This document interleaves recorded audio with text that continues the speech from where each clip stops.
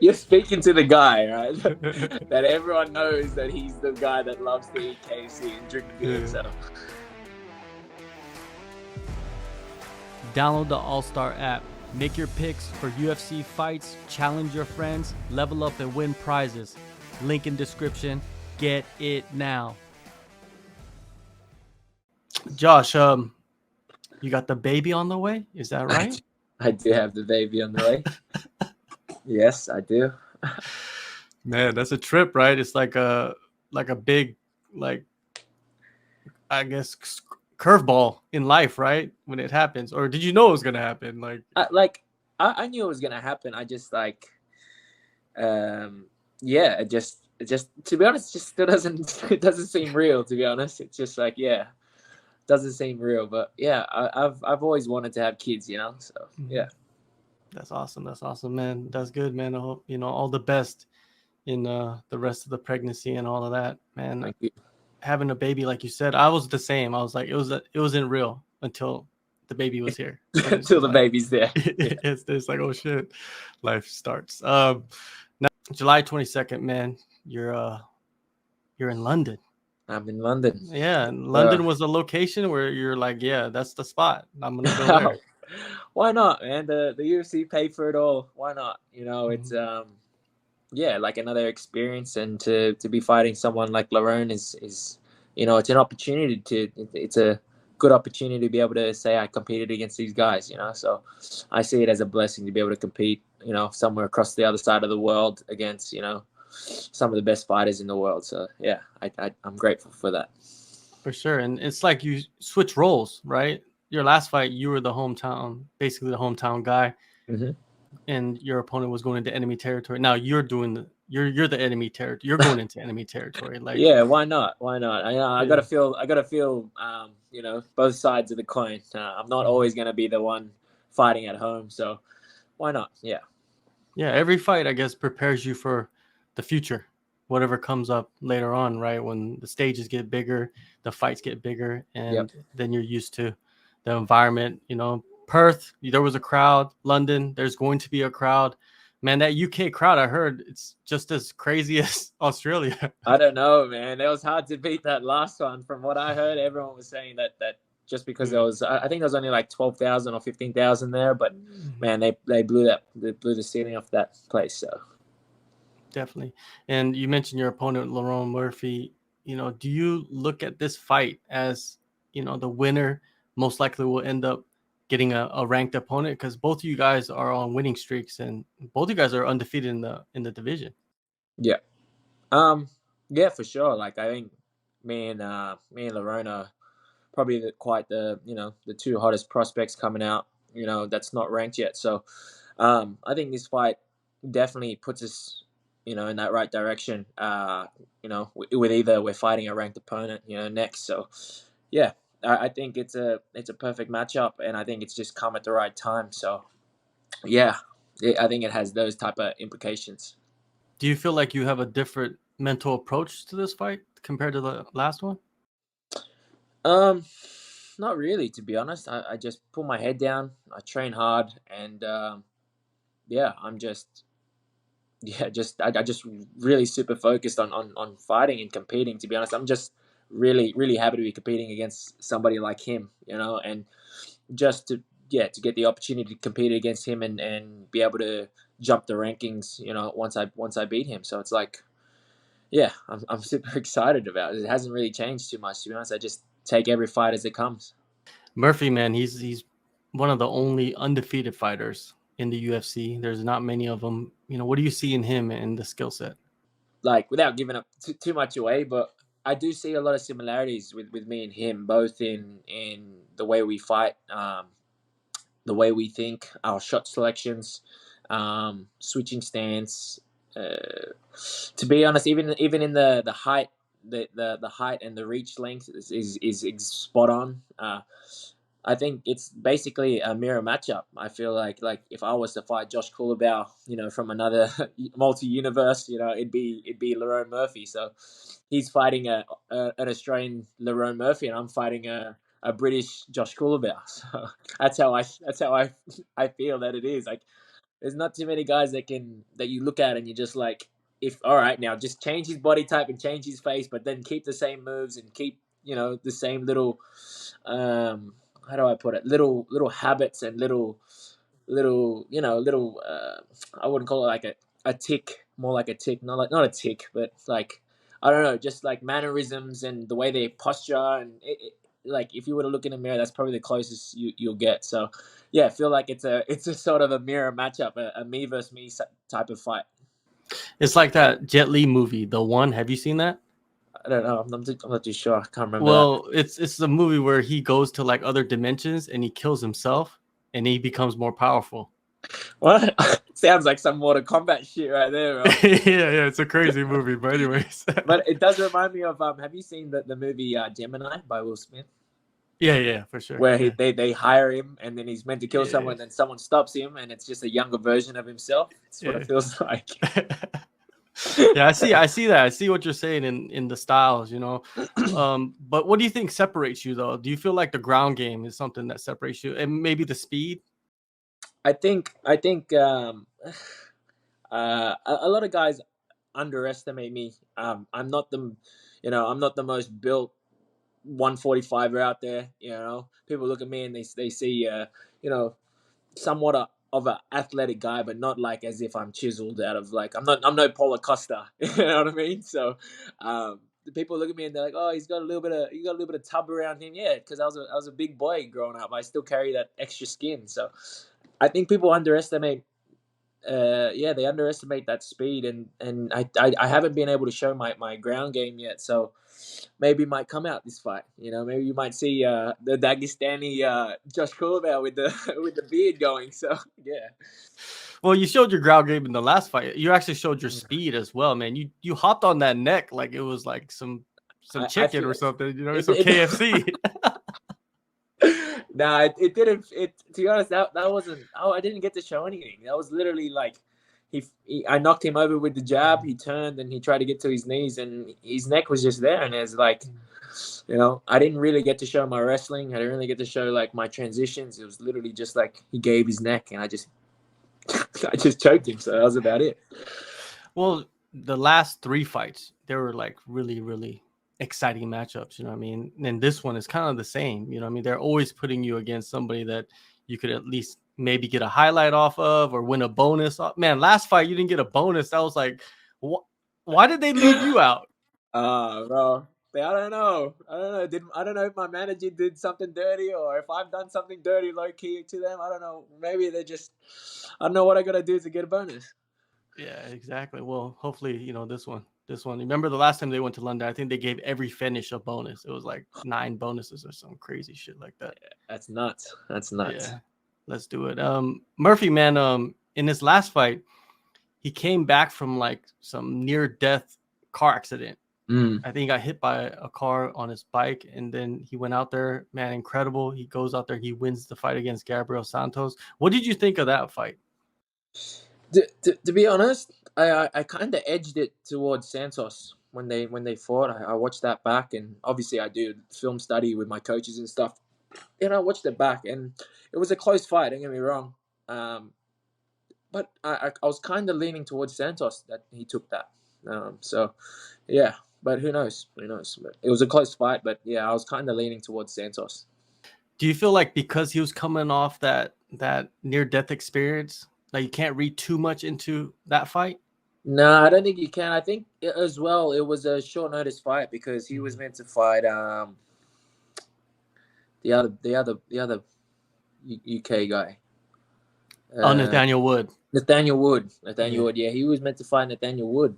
Like them two have been beefing a lot, and I thought them two were going to be the ones fighting each other. But yeah, they offered me Lerone, so yeah. So like what I was saying was Murphy was meant to fight Nathaniel, and then Nathaniel got hurt, and then Santos came in short notice. But I feel like short notice fights go both ways in terms of like, oh, my whole game plan and what I've been practicing kind of doesn't work anymore. So it goes both ways with short notice fights. How was your health after the Perth fight? Man, to be honest, the nuts are a little bit tender for like I don't know, a couple of weeks, and then other than that, I just had a little couple other little niggling injuries, nothing too serious to stop me from training. But yeah, I was yeah, sweet, good as gold.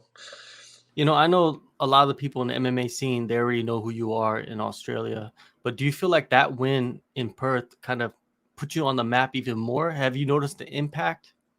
Yeah, I do. I did. Like I do notice that I'm getting more attention anywhere I go. Like I'm sort of like going to my own shopping mall, and then people are recognizing me, and yeah, it's cool. It's cool. It's not, I do notice it. Yeah, it's great to see. And I see that you're doing a lot more TV. Are you getting more sponsors as well?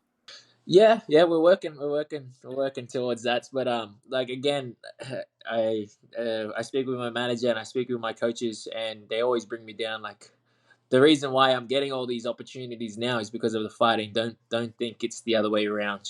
So yeah, they be keeping me humble with that sort of stuff. But yeah, the opportunities have been coming up. The sponsors have been, yeah, it's been pumping. Have you ever gotten lazy, so to say, in your career? Nah, never. I've always had the right people around me to pull me down, and I feel like I'm a pretty level-headed person that knows that, like, all right, you're getting a bit too ahead of yourself there, Josh. Kind of slap yourself back down because yeah, or someone else will. Well, I could say that you have stayed the same because Hope I've so. been speaking with you. Yeah, I've been speaking with you for like I don't know how many years now. You know, being Yeah, from the regional to now, what you yeah, have accomplished. So you've yeah. always been the same guy.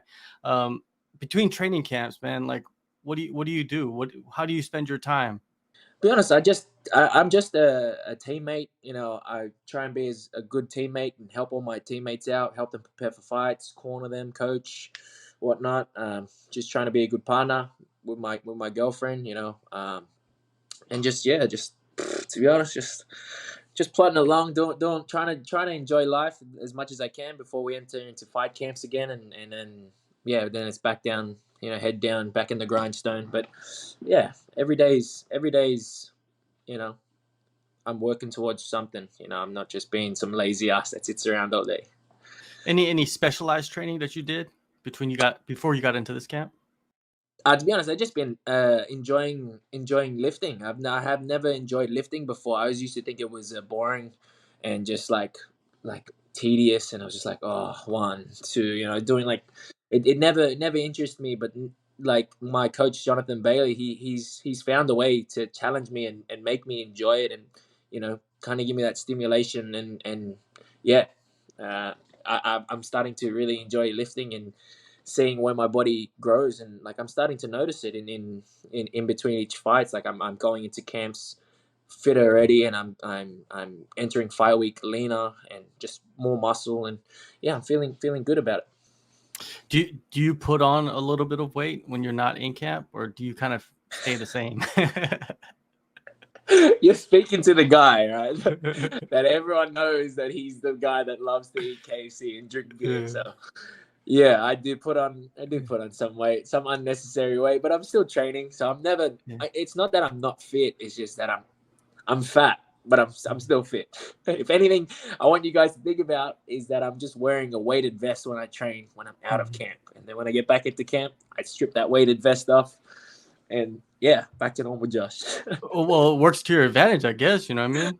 I mean, it's been working so far, hasn't it? Yeah.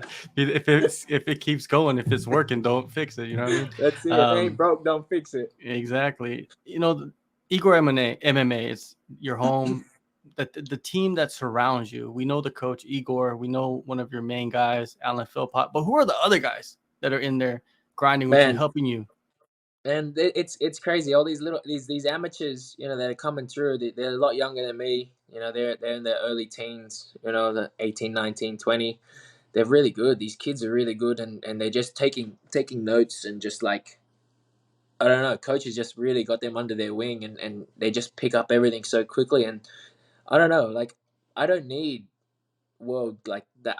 It'd be nice to have all those world class fighters, training in a massive gym like Australian Top Team, or all those mega gyms. But I feel like I get the same work from these kids that are coming up. They're learning, and they're just getting better so quickly. And these kids are pushing me and making me better. And I feel like every single time got to step up my game. So yeah, it's majority just amateurs, amateurs around my weight. All these we got a really good fight team at the moment. And it's just building again. Like these kids, they're just so good. They're so talented, and they're taking everything in like a sponge, and it's nice to see. It's nice to see that these kids are trusting Igor enough to fully, commit to what he teaches and stuff. So yeah, I that's all I could ask for is good training partners, and they show up always. Whenever I ask anybody that I need some work, they're always there and they're always enthusiastic. So yeah, I'm very happy with the team. Well, you was that kid, right? You were those kids, I and was now those. you Yeah. and now you're like the I don't want to say leader. Are you the leader now, or you just Like they all look at me like as if I say to them, don't, like, whenever we're training and stuff, don't look at me as coach, don't look at me as anything, just look at me as like I'm your training partner. Don't treat me any different, treat me as like your training partner. But yeah, they do look up to me as if I'm like their actual, their kuya, their actual big brother. They're always asking for advice, and yeah, they do look up to me in somewhat way. But I'm just doing me, and if they feel inspired and they try to take suit and follow, and try to follow in my footsteps and whatnot, and listen to coach, and then yeah, you I guess can't so. get tired. You can't get tired with those youngsters on those Nah, man, 18, 19. a little bit of blood in the water, and they see that, and then the next time they're gonna be like, I'm gonna go again. I can get Josh. So they get in there, but they're still a while away. Yeah. Hey, man, I'm waiting for the next wave, man, out of Igor. I'm waiting for that. It won't be too far off. Trust me, they Yeah, won't be too far off. for sure. Nobody came in to help you. Like Jamie didn't come through or anything like that. So Jamie had his own camp, and then he had his fight, and then obviously he got hurt and he got stopped in his fight, so he had some time off, and then obviously he came back, and then Volk needed him, so Volk went and helped.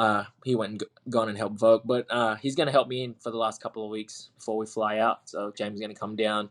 No, man, like I've always had the same team. I've never really, had many training partners. So just to even get like some guys that know what they're doing, like the whole time I've been training, I've always had guys that I've been training with that are like hobbyists that do it for fun. Do it. They work their 9 to 5 office job, and then they come to the gym to get a workout in. That's the guys that I used to be training. So it's nice that I got at least some amateurs that are competing, and some, that something. Yeah, man. Yeah, man. That's it. That's it. What's your expectations, man, against Lerone Murphy? Man, this is a banger. Just like every time I interview you, I was like, this is a banger. Yeah, it is. Like, what are you expecting? It takes two though. It always takes two to tango. So like I'm glad that they're not just putting me up against guys that are just gonna try and giant hump me for 15 minutes. And like I've said to you before, is that I always perform better when I know the guy standing across the cage from me is trying to hurt me and is trying to take my head off, because I know it just flips a switch in me and gives me that green light, and it's like, it's go time, Josh, time to switch on. No mucking around. It's either you or him. So I'm happy I'm getting these opportunities to fight these guys, and not these guys that are just going to hold me down for 3 rounds or push me up against the fence for 3 rounds. So it's fun. Yeah, man. Even if it goes to decision, we're gonna. Yeah, it's gonna be a good fun. It's gonna be a good fun. To be honest, I'm really really excited to fight Lerone. Like I've already explained to you, it does feel like a me versus me. So I've had to really like look at, if I was to actually fight myself, what would I do?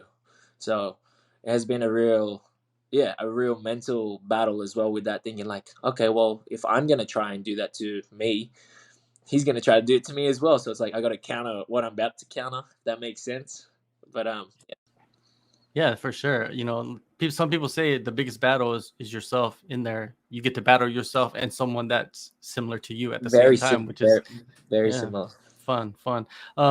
You go there to London, all goes well, no injuries. Are you staying ready? You're like, okay, I can't get fat. I can't eat the KFC. I'm gonna keep my weight down. I'm Um, just trying to get on that Sydney card. Like, I need to make some money.